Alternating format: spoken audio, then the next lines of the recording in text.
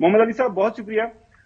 سر یہ بتائیے گا کہ یہ جو انٹرنیشنل لیول کے اوپر اب معاملات جس انداز سے آگے بڑھ رہے ہیں، خاص طور پر ہم دیکھ رہے ہیں کہ کوشش تو کی جا رہی ہے، ظاہر ہے امریکنز ہی اس کو ڈرائیو کر رہے ہیں ساری کی ساری اس موومنٹ کو، کہ کس طرح اس سارے معاملے کو آگے لے کے بڑھنا ہے.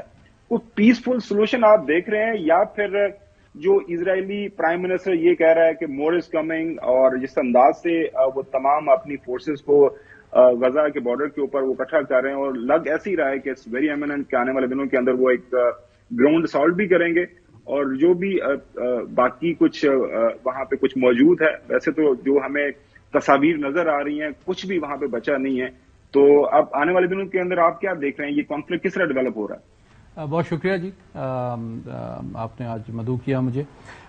دیکھیے، اس کانفلکٹ کو دیکھنے کے دو انداز فکر ہو سکتے ہیں. ایک طریقہ یہ ہے کہ ہم دیکھیں کہ وہاں پہ انسانی صورتحال کیا ہے، چونکہ انتہائی دگرگوں ہیں اور روزانہ مزید تر دگرگوں ہوتی چلی جا رہی ہے. تقریباً 2750 کے قریب شہادتیں ہو چکی ہیں فلسطینیوں کی، اور تقریباً 1/4 آبادی جو ہے وہ بے گھر ہو چکی ہے آلریڈی ایک ہفتے کے اندر. ان کے پاس پانی، ان کے پاس خوراک، ان کے پاس ادویات جو ہے وہ نہیں ہیں، ایندھن نہیں ہے، اور ایون میڈیا کے 10 لوگ شہید ہو چکے ہیں پچھلے کچھ عرصے میں.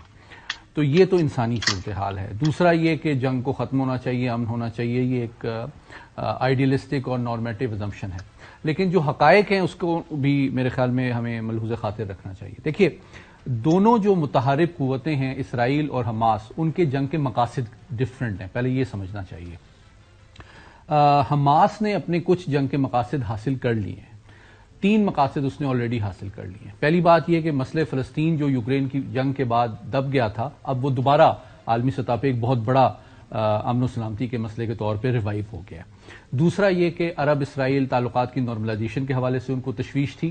اب وہ بھی پبلک جو سینٹیمنٹ ہے گلوبل، جو پروٹیسٹ ہیں اور میڈیا کا جو پریشر ہے، اس کے بعد جو موجودہ حالات میں فوری طور پر عرب ممالک کا اسرائیل کے ساتھ نارملائزیشن جو ہے شاید ایک پولیٹیکلی افورڈیبل آپشن نہیں ہے. تیسری چیز یہ ہے کہ اگر عرب اور اسرائیل کے تعلقات بالکل نارمل ہو جاتے تو پھر جیو پولیٹیکلی یہ پورا خطہ امریکہ کا اسفیئر آف انفلوئنس بن جاتا، جو کہ چین اور روس کے لیے ایکسیپٹیبل نہیں ہے.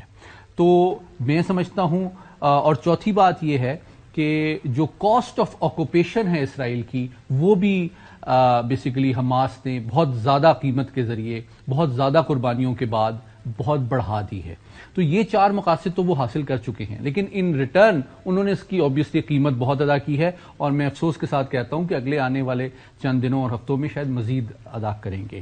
اب ہم آتے ہیں اسپیسیفکلی کہ جو سفارتکاری چل رہی ہے، بدقسمتی سے اس کا مقصد بھی جنگ بندی نہیں ہے. اس کو حقیقت سے سمجھنا چاہیے.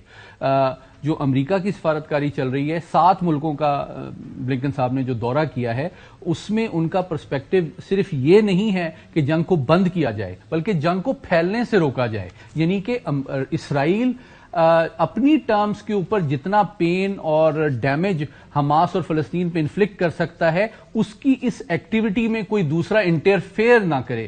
کسی اور ریاست یا گروپ کو اس تنازع میں داخل ہونے سے روکنا امریکی سفارتکاری کا مقصد ہے. اس کو سمجھنا ضروری ہے.